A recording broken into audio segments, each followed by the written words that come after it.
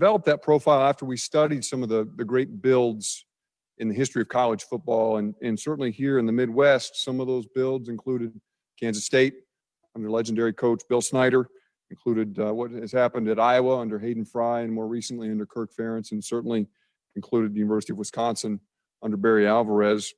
Some of the characteristics that emerged that were common in each of those situations and in many others that we looked at as well. Number one, leadership is everything. These positions are all about leadership. Number two, you need someone with unshakable confidence. It's hard to build, and it's not a directly upward path, and you need somebody who's prepared to stand and fight in the face of that adversity. Somebody who brought strong programmatic identity, someone who's going to focus on the process, be relentless in their pursuit of a standard, willing to hold people accountable, somebody who could create tremendous buy-in from players, from staff, and that comes through forming relationships, establishing connections, and developing a true care and concern for the people within the program, making it personal. Somebody who could attract and retain an exceptional coaching staff. Somebody who would work incredibly hard to tell the story of Illinois football on the recruiting trail. Somebody who's astute at player development and who has a tireless work ethic. Here at Illinois, other things that we were looking for: unmistakable integrity, somebody who's going to prioritize the academic pursuit of our student athletes, someone who was going to be student athlete centered, and someone who valued diversity and inclusion. As you would imagine, I'm not going to comment on other candidates. I won't talk about a lot of specifics related to our search, but I will say that, as you would imagine, and as we hoped, we had tremendous interest in the position. A long list of people who have had incredible success in other programs across the country. And I think that's a testament to the place and to the people that we have here at the University of Illinois. As I've talked about before, we have first-class facilities. Thank you so much to the many people who made this beautiful Smith Center possible. It really has been a game changer for this football program, and that was never more evident than in the conversations that we had over the last 7 days. We've been able to improve our staffing levels, our compensation, to bring those up to market standards. We have now an experienced, stable, and I think very importantly, aligned institutional leadership structure. Our board of trustees, our system president, Tim Killeen, most importantly for my day-to-day, our chancellor, Dr. Robert Jones. They have been incredibly supportive as we've worked through this process and so many other processes. I can't thank them enough for their support and interest in our athletic program here at the University of Illinois. And we also have, and I talked with our student athletes, an experienced, strong roster that has an opportunity to return and be a part of this football program going forward. That makes this program attractive. People understand that we are in the midst of building this program up. Bret Bielema is someone that I've watched for some time. Obviously, his on-field record speaks for itself. 10 bowl games in 12 seasons as a college head coach, a career winning percentage over 60%. He's been even better in the Big Ten. Won more than 70% of his regular season games up at the University of Wisconsin. 7 bowl games in 7 years. His teams qualified for 3 Rose Bowls, and he won 3 Big Ten championships. And then as you look a little more closely, you start to see that some of those characteristics, many, if not all of those characteristics that I talked about in the profile, start to show themselves on the surface. Number one, he just happens to have connections to those programs that I mentioned. He worked for Bill Snyder at Kansas State. He worked for Hayden Fry and Kirk Ferentz at Iowa. Kirk worked for Barry Alvarez up at Wisconsin. And then you realize that 2 out of the last 3 years, he worked with one of the greatest coaches in the history of football, Bill Belichick, and that becomes even a little more attractive. Talk about player development. He's produced nearly 90 National Football League players during his time as a college head coach, 56 draft picks, 7 of those who went in the first round. At one time, 3 of the top selling jerseys in the NFL were people that were connected to Bret Bielema: J.J. Watt, Russell Wilson, Joe Thomas. He has a tremendous reputation for hiring an impeccable staff. His coaches have gone on to great success of their own as Division I head coaches. I believe the number is 8 Division I head coaches that his staffs have produced. And then you move even deeper and you start talking to people about Bret Bielema, and the things that you hear resonate on a very personal level. He's a big culture guy. He's an excellent relationship builder, which I think will serve him well in recruiting and certainly in our local community. He has a very high football IQ, and he's someone that, as we talk to people from support staff to coaches to former players to administration, truly not one person had an ill word to say about Bret. They raved about his care and concern, about the environment, the dynamic that he created around his program, and that spoke volumes to me. I won't speak about every conversation that I had, but I do think one was certainly exciting for me, and one that I think is worth noting. I had a chance a few days ago to spend 45 minutes on the phone with Bill Belichick, talking to him about Bret Bielema, and it was really insightful for me to hear from Bill and to understand his experience, which is, of course, had 2 years on a personal level, but far beyond that, in watching Bret as a college coach and working with Bret's players. Spoke highly about Bret's understanding of the game, his football acumen, talked about his strength at connecting with different groups of players, that he's really adept at connecting with the entire roster, regardless of a player's background, of their position group, and of other things that might be happening in their life. Said he has really strong self-awareness, a commitment to self-improvement. I was impressed with his willingness and his thirst to continue to grow as a professional and as a coach. Spoke a lot about his evaluation, both of coaches and as of players. Felt like he had a great eye for talent in the coaching ranks and in terms of his roster. And then he spoke at some length about the players that he would send to the NFL, both from his time at Wisconsin and at Arkansas. And Bill has a long-standing tradition of taking some of Bret's players either through the draft or through free agency. And he talked about how a trademark of Bret's players, that he has guys who love football, guys who love to play the game, and they're thirsty to get better. Talked about how they were tough, how they were smart, and how Bret Bielema's players came in maximizing the potential that they had. They may not always have been a five-star recruit, but he knew how to get the most out of those players on the field and off, and that was something that really resonated with Bill. And so I appreciated him taking that time, and I thought it got me even more excited about our candidate as we were working through the end of our search. Then you have a chance to talk with Bret, and all of a sudden you find yourself captivated in a conversation. I was really impressed with his enthusiasm for this position. I think everyone who knows me, and those of you who've listened to me over these last 5 years, you understand my passion for this place. And you know that it's important to me that we find people who aren't looking for the next big job. We weren't trying to find people who just want to be a coach in the Big Ten. We're trying to find somebody who wants to be a coach at the University of Illinois, who wants to lead the Fighting Illini football program. And that was evident from my first conversation with Bret. Obviously, he's a native of our state. He grew up cheering for the Fighting Illini. He has incredible appreciation and respect for the Big Ten, and in particular for the West Division.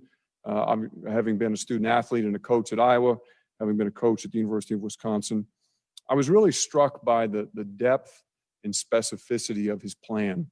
It was obvious that he has given tremendous thought, not just to what his next head coaching opportunity would look like, but how he would tailor that to the University of Illinois and to the Fighting Illini football program. I appreciated the thought that he had put into it, and really got excited about the vision that he had, which very much aligned with mine. Throughout this process, I've been looking for a partner. I think there are a few relationships that are more important within a college athletics environment than the relationship between the head football coach and the athletic director. I was looking for somebody who I can lock arms with and who can start to work forward with me on a shared vision, not just for excellence in the football program, but for excellence in the athletic program and all the great things that come from excellence in athletics to benefit the University of Illinois at large, our Champaign-Urbana community, and ultimately our entire state and our alumni base. I sensed a really strong commitment from him to our program, to our community, and to our state. It was evident from our first conversation that he was committed to recruiting in the state of Illinois. It was evident that he was committed to being a strong member of our community with his wife and 2 young children. I was really impressed by his enthusiasm for his family. I was excited to meet his wife, his daughters. Yesterday, then, I had a chance, after we brought Bret here, to watch him with our team for the first time. And I left that meeting, if I had any lingering reservations about any decisions that we had made, to see him in front of that team, you should have seen the energy, you should have seen the poise. He is an educator. He brings a tremendous level of confidence and experience to the front of that room. And you could see the connection developing instantaneously between student athletes on our team and between our new head football coach. And I was just so impressed with that meeting. It was tremendous. It was intimate. It was close. It was personal. And there was a obvious connection and commitment from him to the student athletes who are now under his charge to see them grow, to see them develop, and to lead them to a championship future. And that certainly is something that's important to me, and I know important to everybody who's connected to this program. So I want to thank Bret. I want to thank his wife, Jen, their two young daughters, Briella and Brexley, for trusting us, for being excited about this Illinois football program and about the shared vision that we have for a championship future for Fighting Illini football. And without further ado, it's my great pleasure to introduce you to our new head football coach, Bret Bielema.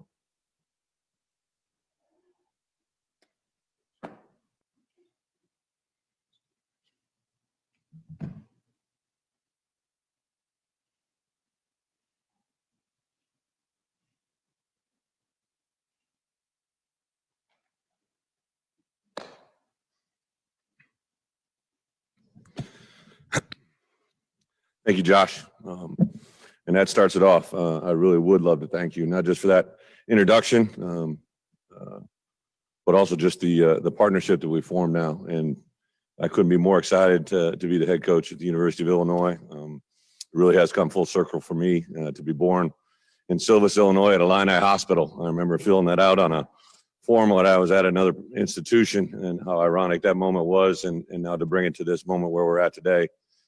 It just truly has come full circle. I want to thank a few people also. Chancellor Jones, we met through Zoom, as we all do in 2020, and tremendous opportunity to visit with him and his vision and goals for specifically the football program, athletic department, and the fit to the University of Illinois in general. President Killeen, I haven't had a chance to visit with face-to-face, but thank you for the opportunity, and the Board of Trustees as well. I know it's a tremendous amount of support, a lot of people that make this whole thing work. And what probably got me excited about the University of Illinois more than anything is the foundation that's laid here now through the buildings that have been built, the facilities that we have. I'll get into the people a little bit later, but just the blueprint that's here already and the foundation that's set. So it's a very, very exciting time. Because we're in this world, this press conference is over Zoom, and I know right now sitting in Provincetown, Illinois, are my mom and dad aren't in Maryland. So thank them for raising a kid the right way. Telling me no when I need to be told no, and telling me yes when I need to be told yes. My brothers Bart and Barry, my little sister Brandy, and my sister Betsy, who's with us in spirit. Hope that I've made you proud today and will in the future. And then the new addition to my family, my wife, who I took a while. My mom used to talk to me about the process of getting married, and I'm glad I waited till the opportunity to meet and a chance to join the greatest addition to my life that I could ever imagine, my wife, Jen. Thank you for all the support. And now we have two beautiful kids who, Brielle and Brexley, they're actually in their own quarantine right now out in the hallway because they're getting a little excited too much. So we'll just call that quarantine, not timeout. But I taught my daughter, I got home late, I guess it was Saturday, after I went to the Penn State game, flew back and got up in the morning. And as all dads do when they hear their babies get up in the morning, go grab them. And I was able to lay in bed with my oldest daughter, Briella, and Jen was hopping in the shower. So it was just her and I pulled out the iPhone and Googled up ILLINI. And for about a half hour, we taught each other that saying. And I just can't imagine having any greater moment than that as a father. So, sorry.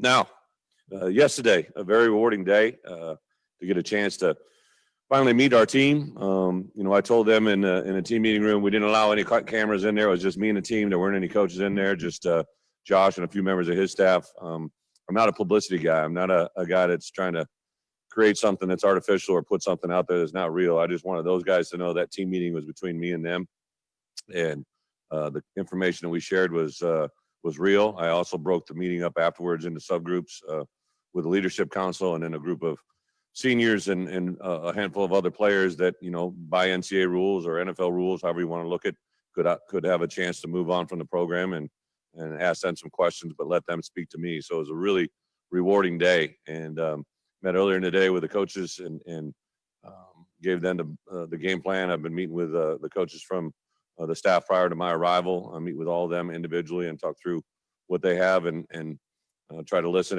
and learn and move forward. So the opportunity that's in front of us now is a tremendous challenge, one that I'm excited about. And the thing that I would like to express to everybody is we need everyone here to have success.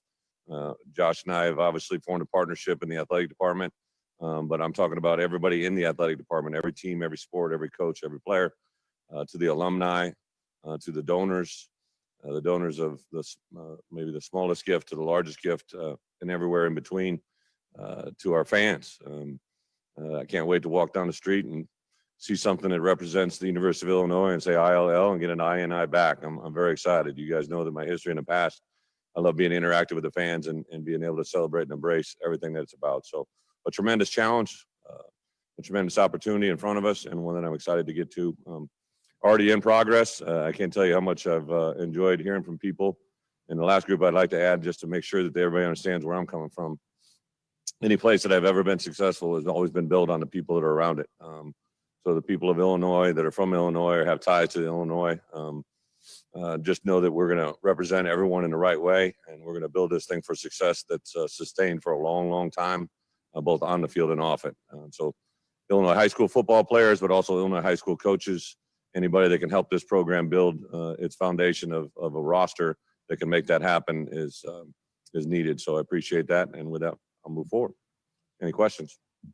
All right. Thank you, Coach. We'll start off questions. Robert Rosenthal from IlliniBoard.com and Jeremy Wariner on deck. Go ahead, Robert. Yeah, Coach, November 3rd, 1990, you're an Iowa player. You come to Memorial Stadium to play number 5 Illinois against the sold-out crowd. What do you remember about the atmosphere that day? And what can you tell me about getting the program back to that point? Well, it was a surreal day for me as well. You know, I wasn't near as publicized back then. I probably got a little bit of playing time. I don't know if I was quite a starter in 90, but it was an unbelievable environment. Both teams were really, really good. And I did remember, you know, going to the stadium and having a reflection on, for me to be there wearing a different school was not what I dreamed of coming up, you know. I'd been to Illinois campus, had an Orange Crush towel in my bedroom growing up. And to see that crowd in that environment, and then to have the game play out the way it did was rewarding. But on the flip side of it, you know, it's always an indication in this region, but specifically here at the University of Illinois, when you're doing things right and get it going in the right direction, this place can be as competitive as anybody in the country. Okay, Jeremy Wariner, you're next. Bret, welcome to Champaign. Just wondering, Josh talked about your specificity of your plan, excuse me. What do you think you're taking over here at the University of Illinois, and what do you think this football program is capable of, given that it's had some inconsistency and struggles the last couple of decades?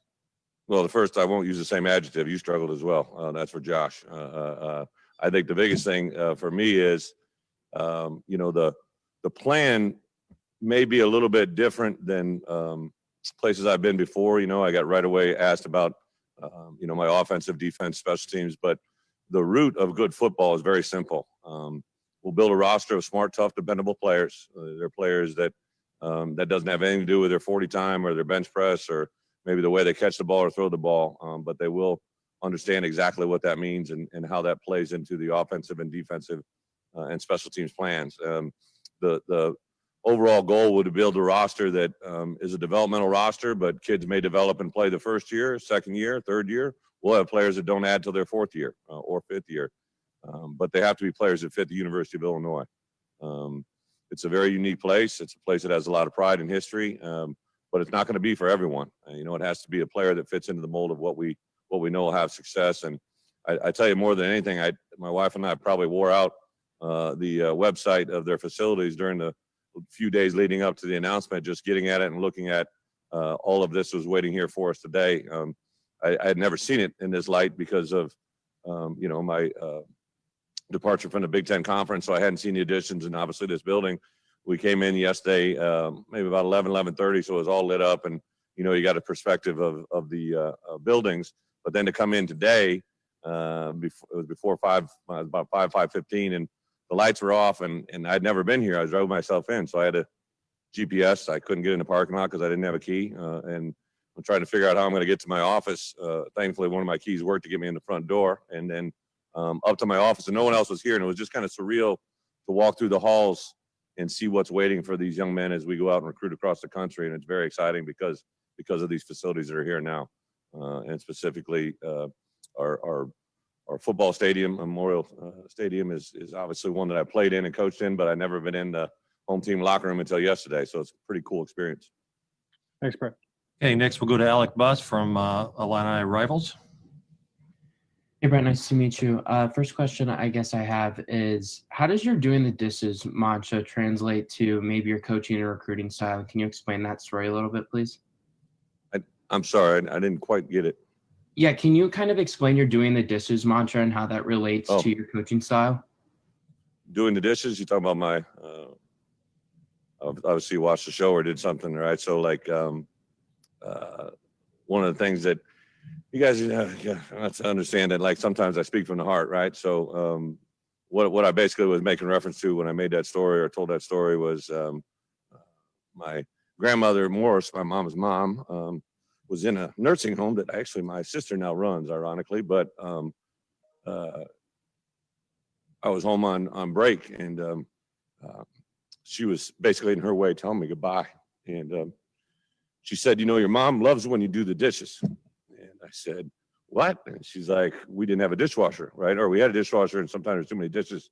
So when she got home late on Mondays from a board meeting, my brothers and I would, my brother Barry and I would do the dishes to surprise her, so she didn't come to a big pile of dishes in the kitchen when she came home. And we just did it. I know it made her happy, but I never really thought about it in that text. And what made it come full circle is my grandma apparently knew that story because she was never there when I was doing the dishes because my mom had told her. And so what I've always kind of said is everybody has dishes, so you can do things for people that maybe they don't think are as noticed, or maybe the outside world isn't going to see the credit. But if you just do something nice for somebody every day, it's going to come back tenfold. And I probably did find that out in this process more than anything. As far as how it applies to to recruiting, I think you just got to be real. You got to be sincere. You have to understand that, you're grabbing a young man from all over the country. I've recruited players internationally, and to have a parent give you their greatest asset, their child, and entrust you with them and their development, not just on the football field, but emotionally and obviously physically, is very rewarding. It comes with a high price of accountability, and something I don't take lightly, but it's something hopefully you will be able to see the rewards of that in the future. Hope that answers your question there, Alex. Okay, next Thank question from Jim Matson from WEEK TV in Peoria. Hey, Brett, congratulations. I know, in your time at Wisconsin, you were sometimes described as kind of arrogant, kind of cocky, maybe a little bit full of it. How have you changed since the guy who was at Wisconsin? And would you say those things were accurate about you at Wisconsin? Jim, it's a great question, and we all grow, right? I was 32 years old when I was told I was going to be the head coach at the University of Wisconsin. You go 12-1 your first year. I thought I was Vince Lombardi, Tom Landry, Bill Belichick, everybody wrapped up into one, so I might have felt my oats a little bit at that point. But if somebody described me as that, it's probably somebody that I was competing against. In your case, you were writing probably for the University of Illinois, and maybe you didn't like some of the comments that I said or did. And that perspective always changed when you're now with that person or you're with that alignment. The thing that I have been able to gain, through over 25 years in this profession, and being the last 3 years in the NFL, is perspective. And to watch someone work on a daily basis with Coach Belichick, as Josh mentioned, I worked for Hayden Fry, Kirk Ferentz, Bill Snyder, and Barry Alvarez, 4 Hall of Fame coaches, and then to play and work for Bill Belichick for 2 years, and now Joe Judge this last year. I've seen a lot of really good examples about kind of handle your demeanor, approach things in a certain way, and be a lot more even keel. So I think I'll always be confident. I don't mind walking in the room and letting people know it. But on the same account, the compassion in me has never changed or wavered. And the way that I'll do things isn't really ever going to change. It might be modified or adapted. I will say this, even like a moment like today, dealing with the media, I think earlier when you're put in tough situations, you naturally, become adversarial. And I've learned that, it's much better to hear and listen. I never want to put someone in a position that makes their job more difficult. It's my job as a head coach to be a head coach and do what I need to do to have success. But on the same account, I don't want to try to make anybody else's job difficult. Thank you. Good luck. Next you. question from Scott Beatty, WDWS in Champaign.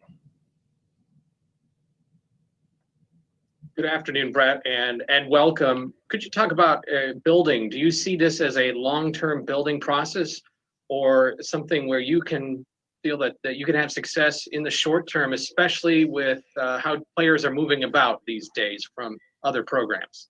Scott, great question. And, we're all living in this 2020 COVID world, and it's going to continue into 2021. I can assure you that. So, all of a sudden I started hearing about these new rules and the effects on recruiting, and I see it as a land of opportunity. If you see it as a disadvantage, that's exactly how it will be perceived. But I see it as a land of opportunity. That's why I wanted to meet with the team in general. But one of the messages I gave to them was, I'm not talking about success 5 years from now. I'm talking about success as fast as we can, but we're just not going to skip a step to get to where we need to be. If you try to jump to the end of the rainbow, you're never going to find it. And I think the part that we have to understand as coaches is we have to do it right the first time. It's something I learned from my dad on the farm. If you're going to do something, do it right so you don't have to do it again. So we'll build this baby up the way it needs to be done. But then I met in a subset group with a leadership group to explain to them more about what I'm saying there, about their interaction, their voice is very important to me. And then I met with that group that could transition out of our program and express to them and gave them examples of players that, were with me for a short amount of time and are still reaping the rewards of that success today. So I am very excited. I think it's an ever-changing rule. Seriously, right now, we have a set date on when our players we think are going to come to campus, but the date that they come before that to put into quarantine, those are all kind of, they're evolving as we speak. I immediately was contacted by a number of coaches or players that were interested in transition, specifically here to the University of Illinois. And because I wanted to speak to the team yesterday with a true heart, I didn't reach out to those players. But now as we begin to evolve, obviously transition from within our program as well as outside in as a natural process of our high school recruiting. We signed 14 players last week. I haven't even reached out to them because my duty was to be with the players that are on our campus right now. And I'll reach out to those players this evening and tomorrow. But the urgency is now, and the roster is going to be evolving. Okay, next question's from Joey Donia from KWQC. Go ahead, Joey. Hey, Coach, just wanted to ask you if you could talk about your fondest memories of growing up in Prophetstown and kind of some of the values that were instilled in you growing up as a young man in Prophetstown that kind of shaped you into the coach you are today. Yeah, Joey, I was actually, I guess I was 4 when we moved. I used to live in the Quad Cities. We lived in Moline, East Moline area, and don't remember much about that because I was a little man, but I remember moving to the country. There are parts I remember being in the Quad Cities, but really my childhood was, it was in Provincetown, but it was outside of Provincetown. It's about an 8-mile trek outside. So I lived on a farm. Much has been documented about that. We had, anywhere from 2,000 to 300,000 head of hogs on 2 different farms. And, because of that environment, you grew up with your siblings. We had one TV. We didn't have a remote. I was the remote. I was told when to change the channel.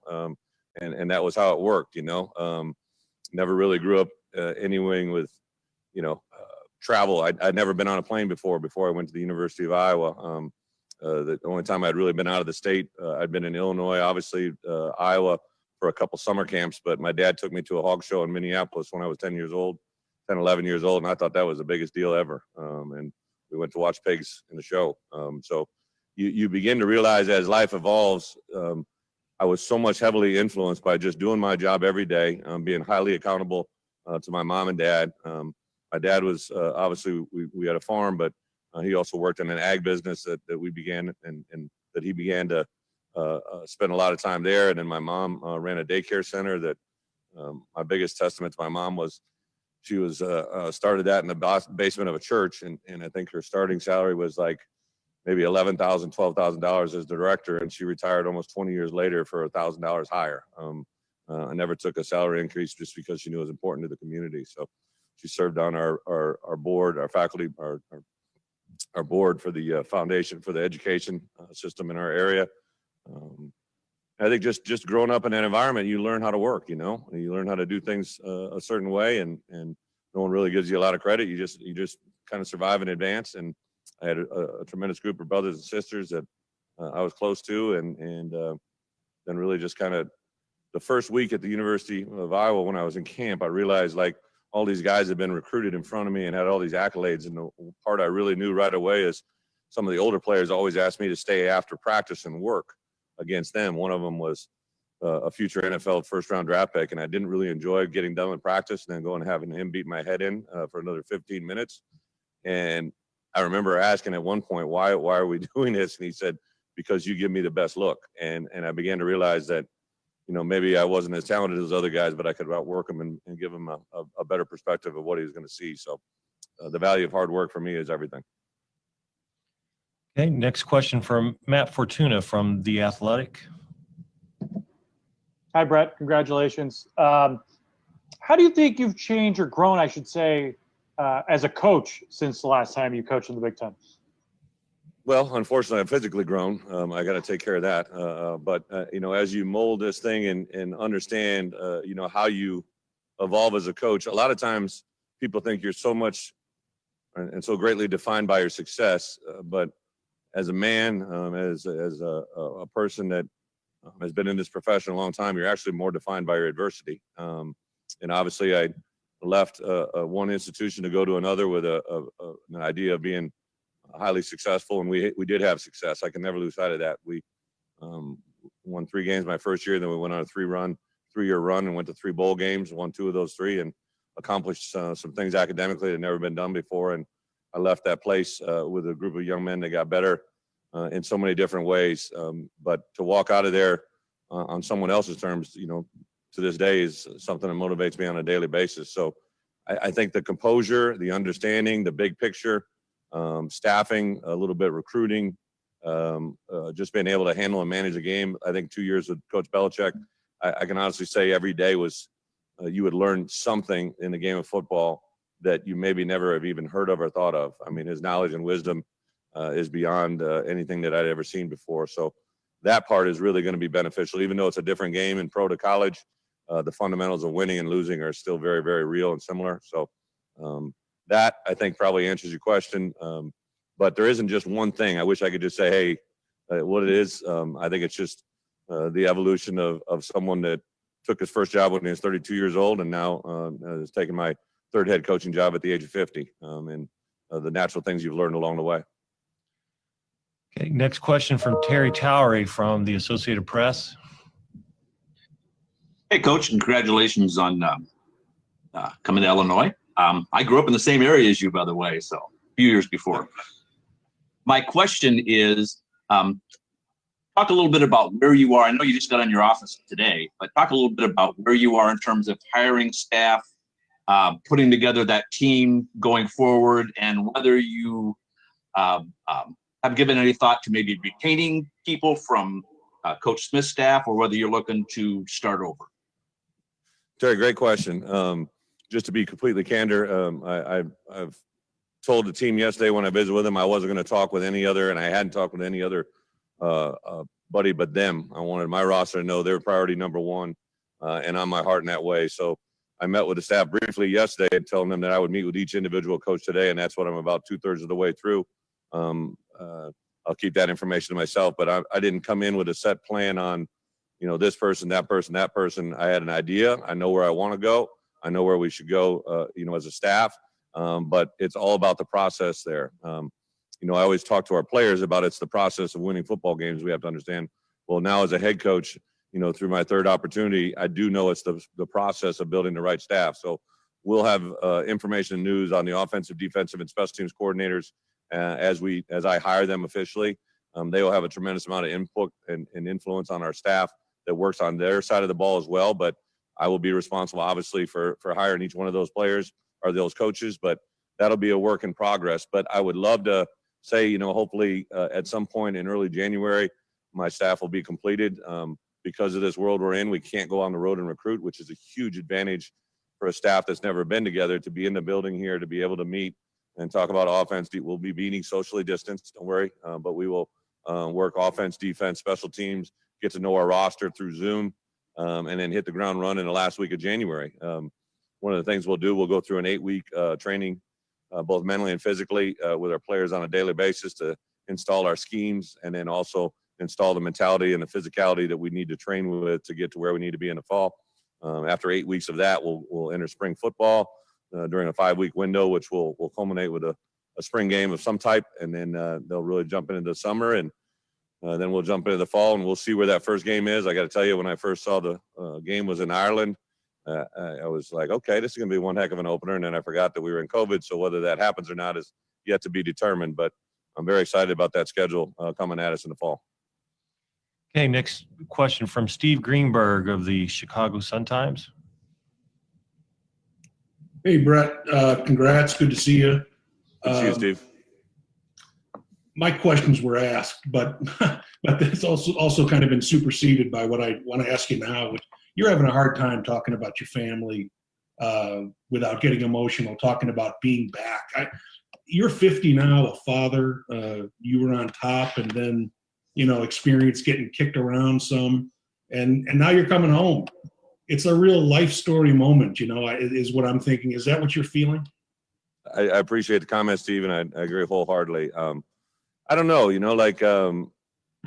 I think if you, some of you reached out and want to talk to my parents, like if you talked about them when I was growing up, I was always a very, I feel things on my heart, and I'm not afraid to say it. And that's evolved to where I am today. And you're exactly right.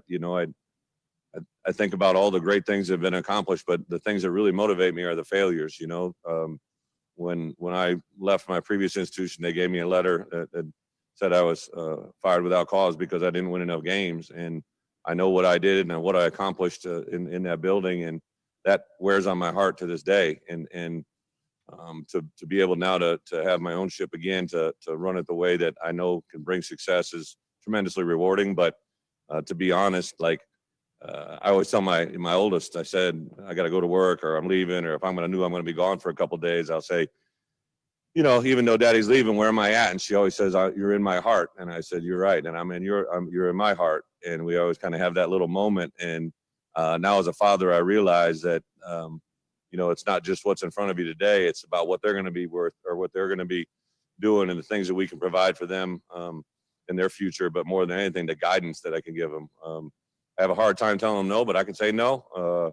But that's a new aspect to my life that has really brought a perspective when I'm dealing with the men of our team, our roster, that sometimes everybody just wants to say yes in this world, but a lot of times you got to say no, and it's not easy to do.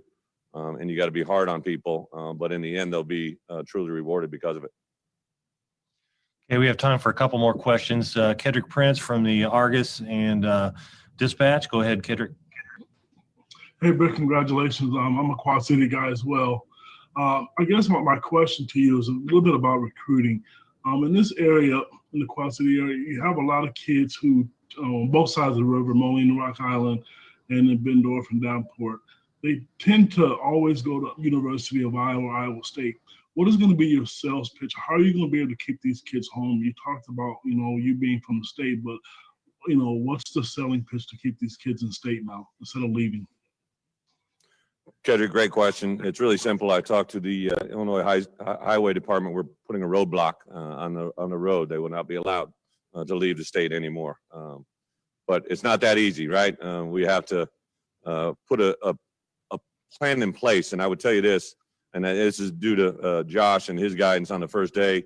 We're starting to make phone calls, and before we prioritize, the people that I need to reach out, and I only have a certain amount of time in every day, he suggests I reach out to the high school coaches on the state association. It's exactly what I did, which now that has grown into, I can't tell you how many coaches I've talked to across the state. And I don't care what size of school, I don't care if it's public or private, north, south, east, west, in the middle of the state.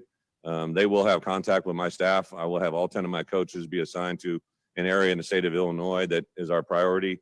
We'll have a general contact as well, that anybody that believes they have a player that can help Illinois win a state championship or win a national championship, a Big Ten championship, we want them to be in our program. So that's just a point of emphasis. I don't know any other way to grow it. And with that being said, if you're a player from the state of Illinois and you're somewhere else, and there's a desire and an opportunity to come here, I'm listening.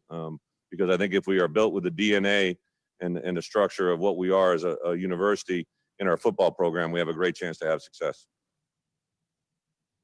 Okay, next question, Joey Wagner from Decatur Herald and Review. Hey, Bret, welcome to Champaign. I guess I'm just curious, as you drive through town and your face is on these video boards and you're with your wife and kid, if we would have gone to Prophetstown on the farm and you were growing up and said one day you'll be the head coach of Illinois, what would your response have been, and what does this job mean to you? You know, as I began to have some success early in my career, and I can't remember if it was my first head coaching job or my second one, my third grade teacher brought to my parents' attention that I had written an essay early on in life that after I graduated from Provincetown, I was going to go play football at the University of Illinois. I think I was going to win 3 Heisman trophies, and then I was going to play middle linebacker for the Bears. So I went to Iowa. I had a 6-day NFL career and ended up coaching everywhere in between. So it didn't exactly go to script, but the intention was there. You know, I think about after my first year when we went 12-1 at my previous institution, they put a sign as you enter town, the hometown of Bret Bielema. And at first I thought it was going to be a little quirky, a little corny, but I still have that sign, you know, and it means the world to me to be from the state, to be from Prophetstown. And you know what, to be quite honest, to be gratifying to hear all these questions come in from around the state. Like, I know where Decatur is, right? I know where all these towns are that are going to make up the roster of our football team. And that means everything to me. I've never had that advantage before. You know, when I was a head coach at my 2 previous institutions, I literally learned state geography by being on the road. And I didn't know the difference between one town to the next until you'd kind of been through it a couple of years. So it's very gratifying. I've almost been able to hit the ground running so much faster because I do understand the layout here. I couldn't find my office this morning, but I did know where the building was. And I plugged into GPS the stadium and I got here. So the plan is a little bit easier to follow now that we're here. So thank you very much. Thank you for the opportunity, and I'm looking forward to working with all of you in the future. Okay, we got time for one more question, and that'll be from Colin Likas from the Champaign News-Gazette. Go ahead, Colin. Hey, Bret. Welcome to Champaign. I know you mentioned a little bit about your meeting with the players yesterday. As far as the senior athletes go, I know there's decisions to be made there. What was your message? I'm sure you'll talk to those guys individually, of course, but what's kind of your message to those guys as far as maybe keeping them around, having them impact this program for one more year if they've got the opportunity? That was the message, to be quite honest, Colin, is just give me an opportunity. You know, I've obviously watched the film. I went to the game on Saturday night in State College, and, you know, have an opinion about certain players and their abilities to help us win games. But if they're in the building now, we would love to have them be a part of us as we move forward. And wanted them to understand I'm not, you know, one of the gratifying things taking over as a head coach in my first stop was we were very successful in year 1, but we didn't win our first Big Ten championship till year 5, and then 3 of them came in a row. So that was the direct result of 5 years of recruiting to get to where we need to be. And I knew that spin would be out there, that he needs 5 years. And believe me, I signed a 6-year contract with the idea of being here this is a dream job. This is a destination spot for me because of my history and what I am. But I didn't want those players to feel that they needed to be 6 years from now to have success. We want to have success immediately, and they will feel it when they come in January. They'll have success on a daily basis, academically, athletically, and socially. And that will grow into a set standard, a process that'll get us ready for fall camp. And it's not going to be instantaneous. But, you know, I did share with them one of our quick, easy formulas is, you know, to win football games, you have to stop from losing them. And you know, for us, it's going to be simple. You lose the football game in 3 facets. You lose it with, you know, basically penalties, turnovers, and mental errors.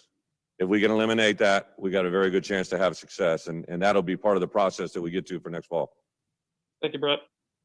All right. Thank you, Coach. Appreciate your time. Welcome to University of Illinois and ILL. INI. Thank you, Ken.